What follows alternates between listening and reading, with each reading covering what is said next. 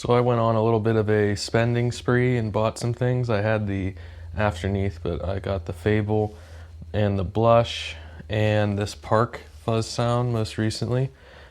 So I decided to try and make a song with these things. I'm also using this 1960-something Silvertone Bobcat. I typed in Google jazz chords and I went to the most beautiful jazz chords and how to use them. It showed me some like dominant 7 and some stuff. I'm not a mathematician, so don't quote me. So I put a little song together using that, and then some power chords, like A string power chords, but then put the low note on the E string right above it. So I'm going to see how that turns out here. I'll give you a small sample of in the room and then in the actual DAW here, what it ended up like. Notice I put the reverbs before the distortion on purpose. That's incorrect, and I'm being incorrect on purpose. And then I got my Marshall JCM 2000 over there mic'd up with a single SM57. And that's it.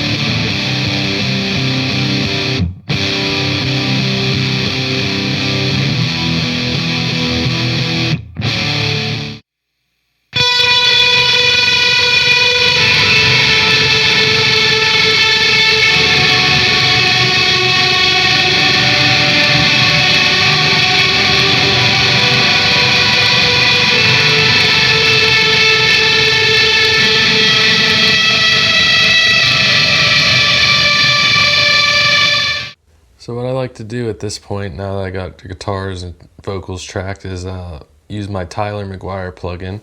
So I'll just plug that in, let it run kind of like Melodyne, and then all of a sudden I'll have a populated drum track. So here's the populated drum track. I'll give you a listen here.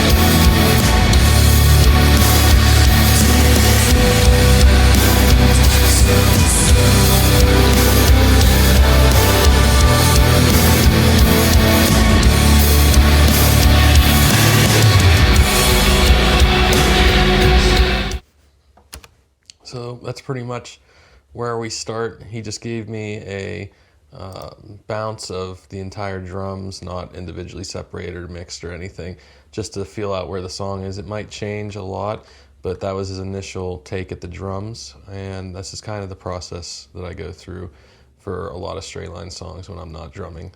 So when Jovin's drumming or Tyler on the second album, yeah, this is kind of how it goes.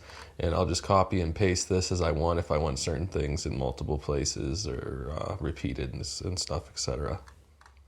But yeah, we're going to continue with this and try and adjust it a little bit more, and then eventually I'll send him the stems and he can mix it in with his actual drum mix and do the real mix of the whole song.